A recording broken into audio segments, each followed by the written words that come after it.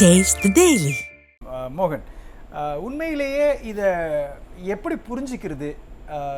பாரஞ்சித் எழுப்பக்கூடிய கேள்விகள் சமூக நீதிக்கு எதிரான ஒரு கருத்தை திமுக கொண்டிருக்குதுன்னு எடுத்துக்க முடியுமா, அல்லது வாக்கு வங்கிக்காக மட்டும்தான் பட்டியலின மக்களை பயன்படுத்துறாங்க அப்படின்றது ஆம்ஸ்ட்ராங் விவகாரத்திலிருந்து தெரிய வந்துருச்சுன்னு எடுத்துக்க முடியுமா? வணக்கம். இன்றைக்கு மரியாதைக்குரிய திரைப்பட இயக்குனர் ரஞ்சித் அவர்கள் எழுப்பியிருக்கிற கேள்வி ரஞ்சித்தோட கேள்வி அல்ல. தமிழ்நாட்டில் இருக்கிற பெரும்பான்மை மக்களாக இருக்கிற அனைத்து சமூகத்தில் இருக்கிற இளைஞர்களோட கேள்வி. ஒவ்வொரு இளைஞர்களுடைய இதயத்திலும் அவங்க எழுப்பிக்கிட்டு இருக்கிற கேள்வியை ரஞ்சித் முன் வச்சிருக்காரு. நீங்கள் தொடர்ந்து இந்த 4 நாட்களாக ஊடகங்களில் பார்த்தீங்கன்னா இருவேறு கருத்துகள் பரப்பப்படுகின்றன. என்னென்ன? ஒரு பக்கம் மறைந்திருக்கிற பகுஜன் சமாஜ் கட்சியினுடைய தலைவர் ஆம்ஸ்ட்ராங் அவர்களை ஒரு குற்றவாளியாக அல்லது ஒரு கொலை குற்றவாளியாக சித்தரிக்கக்கூடிய ஒரு செயல் நடந்துட்டு இருக்கு. இன்னொரு பக்கம் சில ஊடகங்கள் அவர் கடந்த 17-20 ஆண்டுகளில் மக்களுக்கு, குறிப்பாக தலித் மக்களுக்கு மாத்திரமல்ல தமிழகமெங்கும் இருக்கிற பெரும்பான்மை மக்களுக்காக என்னென்ன உதவிகளை செஞ்சுருக்காரு, எப்படி பின்புலமாக இருந்திருக்காரு அப்படின்றத பட்டியலிட்டு காட்டுறாங்க. இப்போ இதிலேருந்து நம்ம தெரிஞ்சிக்க வேண்டியது, நீங்கள் இப்போ எல்லா ஊடகங்களும் இன்றைக்கு வெட்ட வெளிச்சத்துக்கு தொடர்ந்து இந்த படுகொலை பற்றி விமர்சனம் செய்கிறாங்க. இந்த படுகொலை நடந்ததிலிருந்து, இந்த படுகொலையை போலீஸ் அணுகின விதத்திலிருந்து, ஆண்டு கொண்டிருக்கிற திராவிட இயக்கங்கள் இல்லை இதுக்கு முன்னாடி ஆட்சி செய்திருக்கிற திராவிட இயக்கம் இந்த கொலையை அணுகின விதத்தில் உள்ளபடியே பட்டியலின இளைஞர்கள் பெருத்த கோபத்தில் இருக்காங்க அப்படின்றது தான் நிதர்சனமான உண்மை. அந்த உண்மையின் வெளிப்பாடு தான் இன்றைக்கி ரஞ்சித் அவர்கள் வெளியிட்டிருக்கிற அறிக்கை. பகுஜன் சமாஜ் கட்சியினுடைய தொண்டர்களை பொறுத்த வரைக்கும் தலைவருடைய மறைவிலிருந்து வெளியே வரல. எங்களுடைய எங்களுடைய கேள்விகள் இன்னும் வெளியே வரல. என்ன கேள்விகளை நீங்கள் முன்வைக்கிறீங்க? எங்களுடைய கேள்வி என்னன்னா, இந்த படுகொலை என்பது நிகழ்த்தப்பட்ட விதம், குறிப்பாக அவருடைய இல்லத்தில் ஒரு தேசிய கட்சியினுடைய தலைவர் படுகொலை செய்யப்படுகிறார். படுகொலை செய்யப்படுவதற்கு முன்பு காவல்துறையினுடைய நடவடிக்கை என்ன? தமிழ்நாட்டினுடைய காவல்துறை உலகத்திலேயே தலை சிறந்த காவல்துறை என்றாங்க. ஸ்காட்லாந்துக்கு அடுத்தபடியாக உலகத்தின் தலை சிறந்த காவல்துறை தமிழக அரசு கொண்டிருக்காங்கன்றாங்க. ஒரு தேசிய கட்சியினுடைய மாநில தலைவருக்கு இந்த மாதிரி த்ரெட் இருக்குது, நாங்கள் 3 முறை தகவல் சொல்லியிருக்கோன்றாங்க உளவுத்துறை தகவல் தெரிவித்தா காவல்துறை உயர் அதிகாரிகள் அவருக்கு பாதுகாப்பு வழங்க வேண்டுமா, வழங்கக்கூடாது? ஏன் வழங்க தவறுனாங்க? அதுதான் எங்களுடைய கேள்வி. ஏன் வழங்க தவறுனாங்க? அந்த வழங்க தவறின விதத்திலிருந்து படுகொலை செய்யப்பட்ட அந்த விதமும், படுகொலை செய்யப்பட்ட உடனே போலீஸ் நிகழ்த்தி இருக்கிற அந்த நாடகமும், அதை தொடர்ந்து அரசு நடந்துகிட்ட விதத்துல தான் எங்களுக்கான ரொம்ப முக்கியமான இடத்துக்கு நோக்கி வரீங்க. இதுல காவல்துறை என்ன நாடகமானாங்க, அரசாங்கம் என்ன நிகழ்வை நிகழ்த்தி காட்டியிருக்கிறாங்க? தமிழ்நாட்டு மக்களுக்கும் சரி, ஊடகத்தில் இருக்கிறவங்களுக்கும் சரி, ஒரு கொலையை எவ்வளோ சீக்கிரம் கண்டுபிடிக்க முடியும் அப்படின்ற விதம் உங்களுக்கு தெரியும், சரிங்களா? ஒரு கொலையாளி கொலை செய்த உடனே எப்படி நீதிமன்றத்தை அணுகுவாங்க, இல்லை காவல்துறையை அணுகுவாங்கன்ற விதமும் உங்களுக்கு தெரியும். கொலை 6:52 6:57 நடந்து முடிஞ்சிடுது.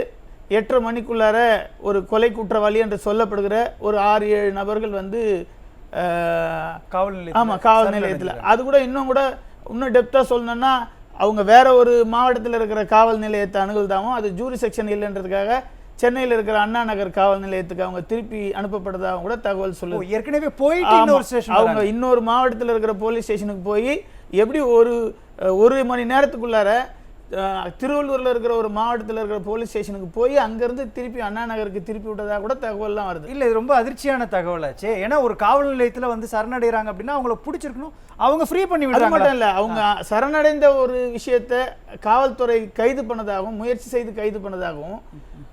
செய்து கைது பண்ண நபர்களை உடனடியாக விசாரணை செய்து அந்த 1 மணி நேரத்துக்குள்ளார புலனாய்வு செய்து இதுதான் காரணம்னு திடமாக முடிவு பண்ணி அப்படி மீடியாவில் வெளியிட்ட விதங்கள் உள்ளபடியிலே தமிழ்நாட்டில் இருக்கிற மக்களுக்கு பேரதிர்ச்சி அளிக்கல. இல்லை, அவங்க இப்போ அந்த 6 பேர் சம்பவத்தை படுகொலையை நிகழ்த்திட்டு அவங்க எங்கே நேராக போனாங்க, அங்கிருந்து ஏன் அண்ணா நகருக்கு அனுப்பி வைக்க? பெரியபாளையம் பகுதியில் ஒரு காவல் நிலையத்துக்கு போனதாகவும், பெரியபாளையத்திலேருந்து அது ஜூரி செக்ஷன் இல்லை அப்படின்னு சொல்லிட்டு அண்ணா நகர் காவல் நிலையத்துக்கு அனுப்பப்பட்டதாகவும் ஒரு தகவல். இல்லை, இதில் அனுப்பப்பட்டாங்களா அல்லது காவலர்கள் அழைச்சிட்டு வந்தாங்களா? அனுப்பப்பட்டதா சொல்கிறாங்க.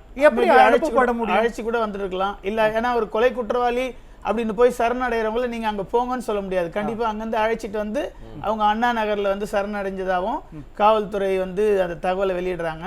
1 மணி நேரத்தில் புலனாய்வு செய்து இதுதான் மோட்டிவ், இந்த குற்றத்துக்காக தான் இந்த குற்றம் நடந்திருக்கு அப்படின்னு வெளிப்படுத்தின விதம், அதை தொடர்ந்து நாங்கள் மருத்துவமனைக்கு கொண்டு போய் வச்சதுக்கப்புறம் காவல்துறை அங்கே நடந்துக்கிட்ட விதம், ஒரு தேசிய தலைவருடைய படுகொலையை அவரோட அதாவது மனக்குமரலோட தொண்டர்கள் லட்சோப தொண்டர்கள் அந்த ராஜீவ்காந்தி பொது மருத்துவமனையில் வந்து குவிஞ்சி அழும்போது அவர்களை பார்க்க விடாமல் போலீஸ்காரர்கள் தடுத்த விதம், அந்த அந்த அவங்க அந்த போலீஸ்காரர்களை அணுகின வழக்கறிஞர்கள்கிட்டயே அவங்க ரொம்ப கோபமாக அவங்களுடைய அந்த கோபத்தை வெளிப்படுத்தின விதம், உடனடியாக அந்த உடலை வாங்கி கொண்டு போய் நீங்கள் புதைங்க அப்படின்னு சொல்லிட்டு எங்களை நிர்பந்தம் பண்ண ஒரு விஷயம். ஏன் இவ்வளவு நிர்பந்தம் பண்ணணும்? ஏன்னா அவர் ஒரு தேசிய கட்சியினுடைய மாநில தலைவராக இருக்கக்கூடிய ஒருத்தவரை ஏன் இவ்வளவு அழைக்கழிக்கணும்? ஏன் அவரை உதாசீனப்படுத்தணும்? இந்த அரசாங்கத்துடைய மோட்டிவ் என்ன? எங்களுடைய கோரிக்கை அந்த இரவே நாங்கள் வச்ச கோரிக்கை, உண்மையான கொலை குற்றவாளிகளை வந்து கண்டுபிடிக்கணும். அந்த படுகொலை நடந்த உடனடியே நாங்கள் வந்து தமிழக அரசுக்கு வச்ச கோரிக்கை, இந்த பின்புலத்தில் இருக்கிற உண்மையான கொலை குற்றவாளிகளை வந்து அரசு உடனடியாக கைது பண்ணணும் அப்படின்னு சொன்னோம். எங்களுடைய தலைவரை வந்து அடக்கம் பண்ணுறதுக்கு வந்து சென்னையில் எங்களுடைய அலுவலகம் இருக்கிற பகுதியிலே அவரை வந்து அடக்கம் பண்ணணும். ஏன்னா அவர் ஒரு சித்தாந்தம், கடந்த 20 ஆண்டுகளில் குறிப்பாக தலித் இளைஞர்களை மாற்றமத்தில் பிற்படுத்தப்பட்ட இளைஞர்களையும் சேர்த்து அரசியல் படுத்தின ஒரு மகத்தான தலைவர். இன்றைக்கி தமிழ்நாட்டில் நிறைய தலைவர்கள் வந்து இருக்கிறாங்க. எங்கள் பகுஜன் சமாஜ் கட்சியை பொறுத்த வரைக்கும் வெறும் தலித் மக்கள் மாத்திரமே உள்ளடக்கிய ஒரு கட்சி கிடையாது. பிற்படுத்தப்பட்ட மக்கள், சிறுபான்மை மக்கள், இப்படி பல மக்களுடைய இளைஞர்களை ஒழுங்குபடுத்தியிருக்கிற ஒரு மகத்தான தலைவர். என்ன தலித் தலைவர், அவ்வளோதான் தலித் தலைவர். ஆனால் அனைத்து மக்களும் உள்ளடக்கிய ஒரு கட்சியினுடைய தலித் தலைவர். இப்போது நீங்கள் தமிழ்நாட்டில் தலித் கட்சி என்று சொல்லப்படுகிற பேசப்படுகிற எந்த கட்சியை எடுத்துனாலும் சரி, அவங்க வந்து அரசியலோட மட்டும்தான் இருப்பாங்க. இல்லை, நான் கேட்கக்கூடிய கேள்வி, ஆம்ஸ்ட்ராங் படுகொலை எப்படி சமூக நீதிக்கு எதிரான ஒரு விஷயமா கட்டமைக்கப்படுது?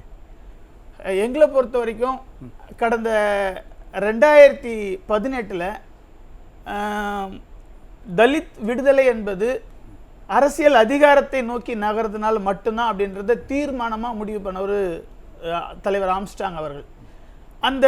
அந்த முடிவுக்கு இடையூறாக இருக்கிறது என்னடான்னா, ஒரு குறிப்பிட்ட சதவீத தலித் இளைஞர்களை ஒன்று திரட்டி அது ஒரு பெரிய அரசியல் இயக்கமாக மாற்றி அந்த அரசியல் இயக்கத்தை இன்னொரு திராவிட இயக்கத்தோடு சேர்த்து தேர்தலை சந்திக்கிற அந்த யுக்தி இருக்கு இல்லைங்களா, அது திமுகவோட கூட்டணி சேர்ந்தாலும் சரி, இல்லை அதிமுகவோட கூட்டணி சேர்ந்தாலும் சரி, அதனால தலித் மக்களுக்கு கிடைக்கிற பயன் இருக்கு இல்லைங்களா, அது வந்து ரொம்ப கேள்விக்குறியான பயன். இல்லை, இப்போ இந்த ஆம்ஸ்ட்ராங் படுகொலை விவகாரத்தில் திமுக அரசாங்கம் என்ன நடந்துக்குச்சு? ஏன் திமுக மேல சில விமர்சனங்களை முன்வைக்கப்படுது? ஆமா, கடந்த அதான் அதோட தொடர்ச்சியை தான் சொல்றேன். நான் 2018 நடைபெற்ற அந்த வன்கொடுமையை நீர்த்தி போக செய்யக்கூடிய ஒரு சட்ட திருத்த மசோதா வந்த அப்புறம் சென்னை சைதாப்பேட்டையில் அனைத்து தலித் தலைவர்களையும் ஒருங்கிணைச்சி ஒரு பெரிய மாநாடு நடத்தி ஒரு அரசாங்கத்தை ஒரு உழுக்குகிற, தமிழ்நாட்டை எழுச்சிக்குள்ளாக்குற ஒரு மாநாடு அங்கே நடைபெறுச்சு.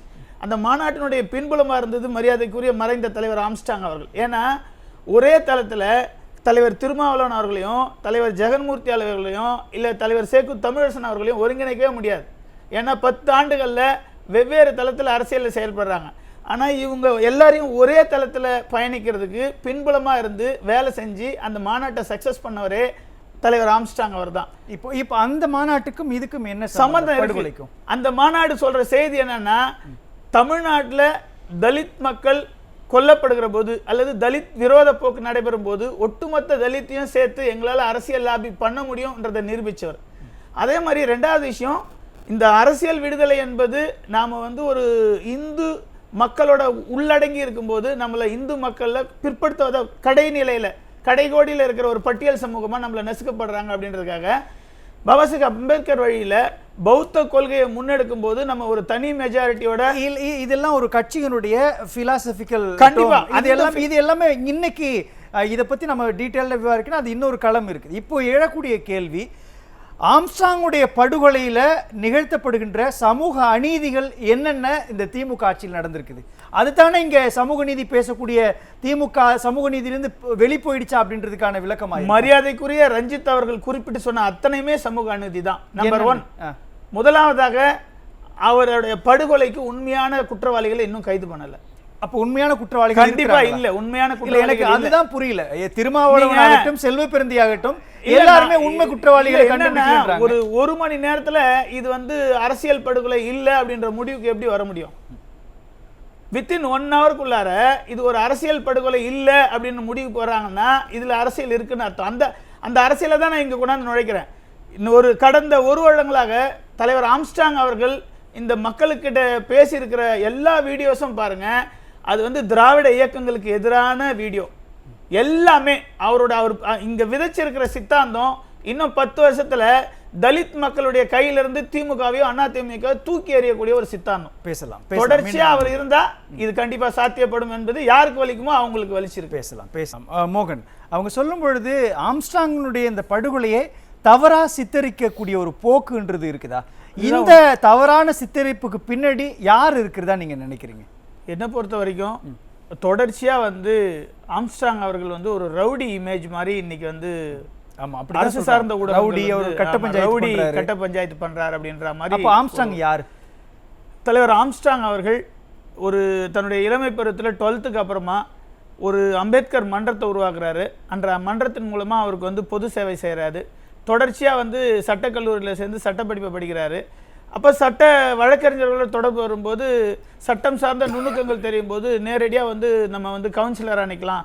இன்பிட்வீனில் பார்த்தீங்கன்னா அவரோட அரசியல் தொடர்பு நம்முடைய முன்னாள் எம்எல்ஏ ரங்கநாதனுடைய அவர் தொடர்பு வச்சிருக்காரு. அதிலிருந்து நம்முடைய ப. சிதம்பரம் தனியாக காங்கிரஸ் பேரியக்கம் கண்டும்போது அதுலேயும் அவர் பணி செய்கிறாரு.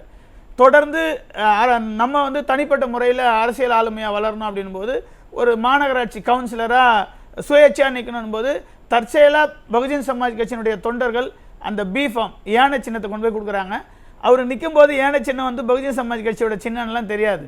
யானை சின்னத்தில் நிற்கிறாரு, ஜெயிக்கிறாரு. ஜெயிச்சதும் மாநகராட்சிக்கு ஒரு பிஎஸ்பியினுடைய கவுன்சிலர் வராரு அப்படின்றாங்க. இல்லை, நீங்கள் சொல்கிறது என்னால் புரிஞ்சுக்க முடியுது. இவ்வளவு ப்ராப்பரான ஒரு லைனில் வரக்கூடிய ஒருவரை ஏன் ஒரு ரவுடி, கட்ட பஞ்சாயத்து ஏன் சித்தரிக்க? அதை நான் இங்க கண்டிப்பா சொல்றேன். தொடர்ச்சியா பகுஜன் சமாஜ் கட்சியில ஒரு மாநில தலைவராக பொறுப்பேற்றதுக்கு அப்புறமா அவர் பகுஜன் சமாஜுடைய கொள்கை கோட்பாடு மான்யவர் காஞ்சிராம் தலைவர் நம்முடைய பாபா சாஹேப் அம்பேத்கர், பகவான் புத்தர் இவங்களுடைய கோட்பாடுகளை ஒரு குழந்தை மாதிரி படிக்கிறார்.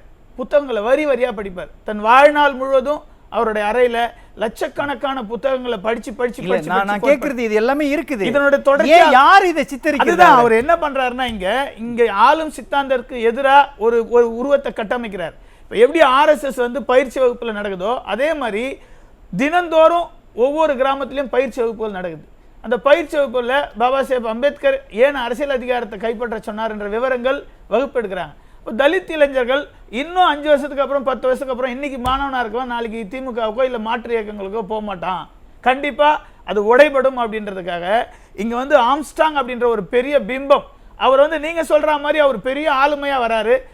இன்னைக்கு நிறைய படுகொலைகள் செய்கிற, சென்னையை கைப்பற்ற முயற்சி செய்கிற, வட தமிழகத்தில் இல்லாம தென் தமிழகத்தில் இருக்கிற ஆதிக்க சாதியில் இருக்கிற கொலையாளிகள் அல்லது ரவுடிகள் எல்லா இடத்துலையும் தன்னுடைய ஆதிக்கத்தை செலுத்துறாங்க. சென்னையில மட்டும் அவங்களால ஆதிக்கத்தை செலுத்த முடியல. ஒரே ஒரு பிம்பம் ஆம்ஸ்ட்ராங் என்ற பிம்பம். எங்க தலித் மக்களுக்கு எந்த பாதிப்பு ஏற்பட்டாலும் அங்க உடனே போய் நிக்கிறாரு. அது பொறுக்க முடியாதான் இன்னைக்கு எல்லாரும் சேர்ந்து இந்த வலயத்துக்குள்ளார எல்லாரும் இருக்கிறதா நாங்க ஃபீல் பண்றோம். இது மாதிரியான இருக்கிற தென் தமிழ்நாட்டை சேர்ந்த கொலை குற்றவாளிகள் ஏற்கனவே தலித் தலைவர்களை படுகொலை செய்தவர்கள் அவங்களுடைய தொடர்பு இதில் இருக்குன்ற சந்தேகம் எங்களுக்கு.